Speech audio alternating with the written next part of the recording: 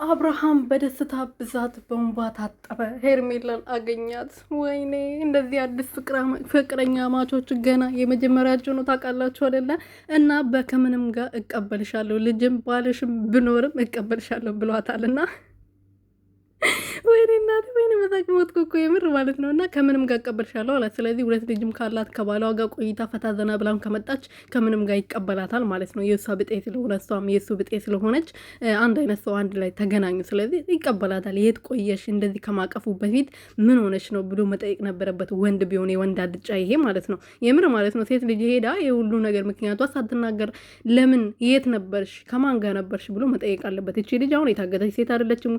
ፏ ብላ ጸጉሯን ተሰርታ ምናምን የመጣችው ችግር ላይ የነበረች ሴት አትመስልም። ስለዚህ መጠየቅ ነበረበት። ይሄ ዝም ብሎ ሴትን ባገኘ ቁጥር ሌላ ነገር ሊያስወራኝ ነበር።